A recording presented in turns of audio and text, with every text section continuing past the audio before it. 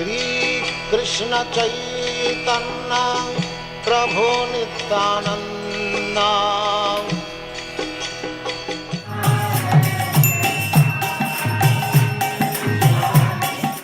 Hare Krishna. Very welcome to Bhagavad-gita. Here it is. We are reading Bhagavad-gita as it is. Translation and commentary by His Divine Grace A.C. Bhaktivedanta Swami Prabhupada. And my name is Labangala Tika. We are recording from Sweden. And we are reading now the third chapter called Karma Yoga. And we have reached text 27. Prakrite kriyamanani gunai karmani sarvashaha ahankara vimudhatma kartaham iti manyate. And if you're the type of student that studies verses and learns them by heart, this is one of the verses that are the core verses that we know. The spirit soul, bewildered by the influence of false ego, thinks himself the doer of activities that are in actuality carried out by the three modes of material nature.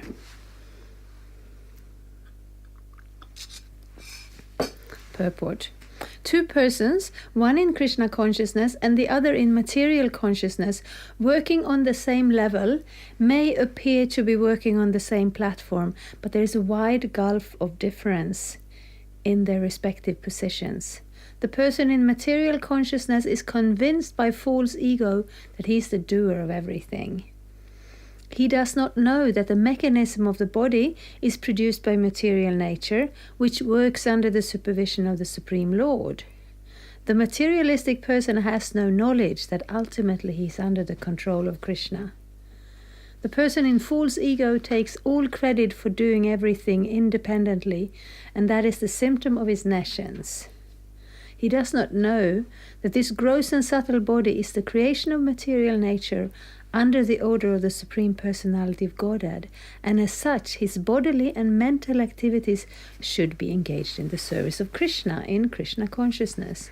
The ignorant man forgets that the Supreme Personality of Godhead is known as Rishikesh, the master of the senses of the material body, for due to his long misuse of the senses in sense gratification, he is factually bewildered by the false ego, which makes him forget his eternal relationship with Krishna.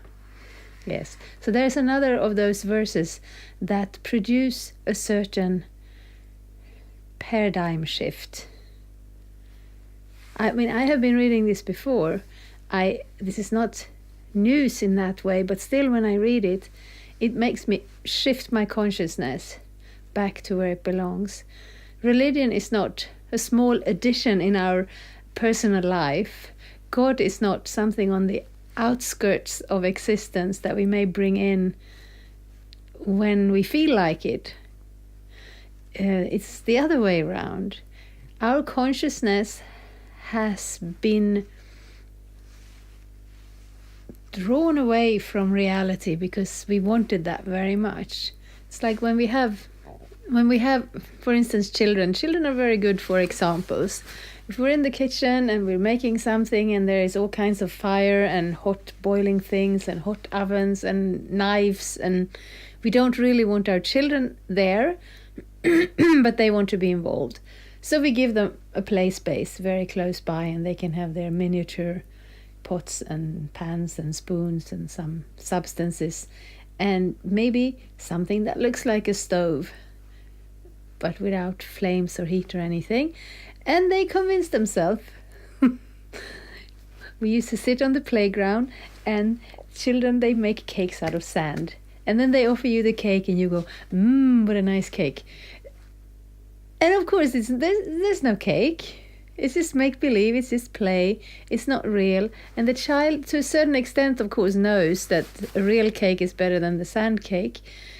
But they are a little bit absorbed in that playing. So when we're in this material world, it's similar. We're not in the spiritual world because our activities would create a certain disturbance, and the atmosphere of the spiritual world would create a disturbance to us when we're in that mindset of wanting to forget Krishna. And now we've been here for such a long time, so many lifetimes, that this seems completely normal. I'm in this body, I'm doing things, I'm lifting things and moving things, but actually I'm not really here in any other capacity than the fact that my consciousness is permeating. I know some English, I don't know all the English. My consciousness is spread throughout the body. I see through my eyes, I hear through my ears, and I can feel something with my skin, touch. But I'm not that skin. If you, of course, don't do that, but if you cut off a hand, sometimes people have accidents and so on, where they have to sever a limb or a part of the body, and then that part is there, that part is exactly the same thing, but it's not us. It's matter. It has to be disposed of. It doesn't feel anything, it will start to smell. It is not us. This body is made of matter, and it is not us. But it is a fantastic creation, of course. We see how it works, how all the bones and sinews and nerves and blood vessels and digestion. Teeth are fantastic. The mouth, it's such an environment that when you put your food in the mouth, of course it gets digested mostly in the stomach, but the process is started in the mouth, and these things, it can break down basically anything. Your teeth are sitting in that mouth your whole life, and of course sometimes we have cavities, but mostly the teeth can survive. Wrong word. The teeth are not harmed in the process. This body is fantastic. It's balanced, it's created, it fixes itself. You break the skin at some point, it mends itself. We don't see machines like that. So of course we're not saying that the body is not a miracle, because obviously it is. We're just saying the body is not us. It's like when we get into a car. If we get into some old car, it's not very enjoyable, and then maybe we get the opportunity to drive a very new car, a very technical car, a very well balanced car. Makes the driving kind of a pleasure, and we feel that we're this car. We can feel the road, the how slippery it is, how smooth it is, but it's not us. After the ride, we get right out of it again. So that is part of what the Bhagavad-gita is bringing home here. We heard it in the second chapter. We will keep hearing it. You are not this body. And then all the activities carried out by the body, they're not done by you. But that's what we forget, because we like to I like to drink my ginger tea. We like to eat our food. We like to enjoy music and so many things that are of the sensual variety. But it's not us. And these senses, that's one of the names of Krishna. He's the master of the senses. And we are his servants always. So therefore, the only thing that creates a real reality in life is if we can connect to Krishna. In our consciousness, in the way we look at things, in our activities, in what we do and why we do them. And as we were hearing here, from the outside, you may not see such a big difference. We do the regular things. We cook, we sleep. But we cook, and everything is given first to Krishna as a nice offering. We study, we work, but hopefully we do it in order to connect to Krishna with our service. So that's also one of the principles of Krishna consciousness. It's not that everything changes in an external sense. We will still do activities, we will still have friends, we will still live our lives. And when I joined the Hare Krishna movement, we were all very young, and it was very easy for us to just, move into the temple and just be there and do those things all the time and not worry about the rest. Because nowadays we have all the generations, and those who come and take an interest and learn more, they are also all the generations. And you may have a job, you may have a family, you may have certain responsibilities. You're not just gonna throw them on the ground and join the temple.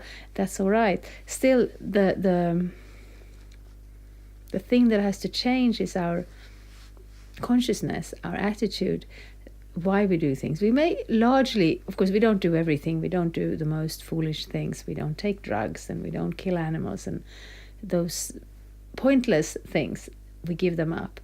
Those things that are, those things that are actively a hindrance in our spiritual life, we give them up. But general life, Prabhupada used to say that you don't have to give anything up. You just add Krishna. So we put Krishna in our lives. We chant Krishna's name. We hear about Krishna.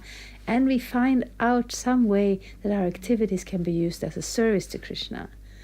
And then the activities, the senses, the body have their right use. They will not be a hindrance or a disturbance or an obstacle in our devotional service. They will be a tool in our devotional service. Just like we hear, when you want to cut down a tree, then you use an axe, and the handle of the axe is a part of a tree. So in that way, we use the body, we use the senses in the service of Krishna, because we are here, we're in the material world, within this body, and we cannot make some kind of magic and pretend that it's not here. We are here, it is here. It's just the way we look at it and the way we use it, the way we utilize it. That is what we want to change.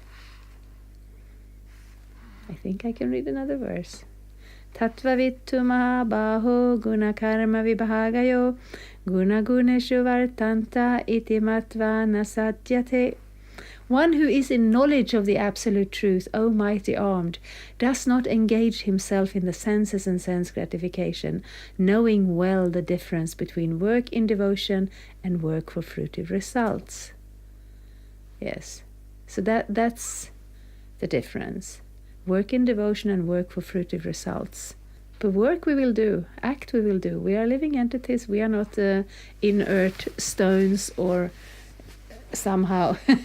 We get those examples sometimes from the other schools of thoughts, that just like when you have a clay vessel, a jar, and inside the jar is the air. So if you break the vessel, the air on the inside merges with the air on the outside.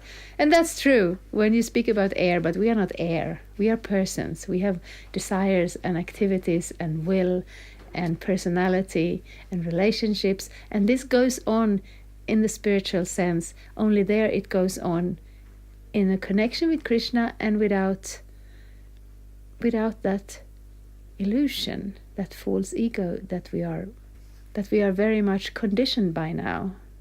It influences the way we look at ourselves, and depending on how we look at ourselves, this will influence how we act and what we aim for. Purport: the knower of the absolute truth is convinced of his awkward position in material association. He knows that he is part and parcel of the Supreme Personality of Godhead Krishna, and that his position should not be in the material creation. He knows his real identity as part and parcel of the Supreme, who is eternal bliss and knowledge, and he realizes that somehow or other he is entrapped in the material conception of life. In his pure state of existence, he is meant to dovetail his activities in devotional service to the Supreme Personality of Godhead, Krishna. He therefore engages himself in the activities of Krishna consciousness and becomes naturally unattached to the activities of the material senses, which are all circumstantial and temporary. Yes. So we know that with any bad habit, I can bring in the examples of children again. If you have your children, for instance, if you're going on a long road trip and they are in the back seat and they are very bored and they keep asking, when are we there? Are we there now? Are we there now?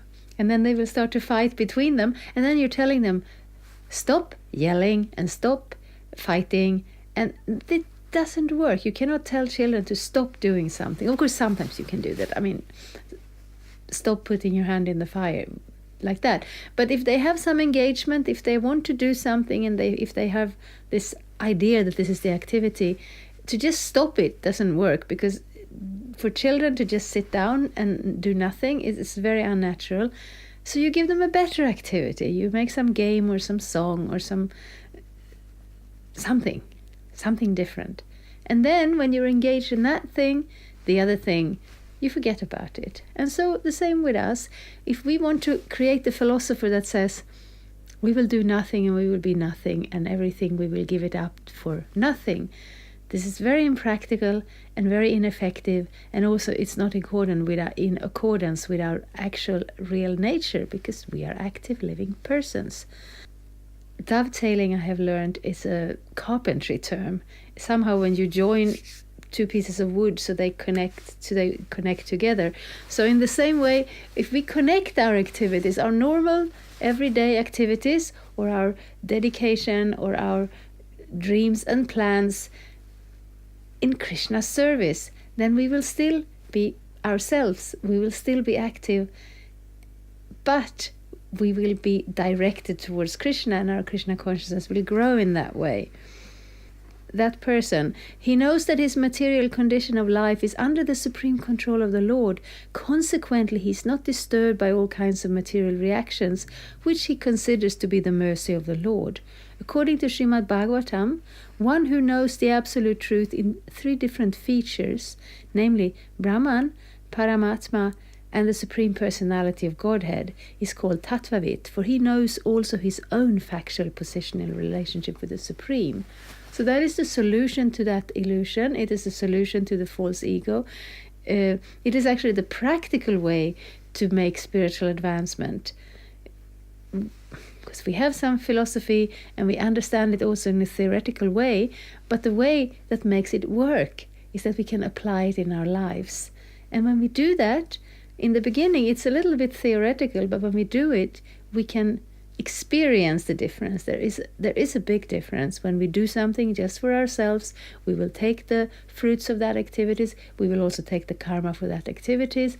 We will stay in that illusion that we are this material body, and we will take birth after birth. Sometimes we will be happy, sometimes we will be sad, but we will be in that material realm, on the material plane. And if we are able to do that simple thing of adding Krishna to our lives, we can start that path towards realizing our spiritual identity in connection with the Supreme Personality of Godhead. And that complete realization generally doesn't happen immediately. But the first immediate realization is also a big contrast to this material atmosphere. And I invite you all to try it. Just add Krishna to your lives. Thank you very much. Hare Krishna. Thank you for watching. We aim for updates every Tuesday and Friday. Please come back. If you have any questions or comments, please leave them down there. We also have some links and information for you. And there is, of course, the subscribe button. Thank you. Hare Krishna. I'm a Hare Krishna, and I approve this message. Subscribe. Hare Krishna, Krishna Krishna, Hare Hare, Hare Rama, Rama Rama.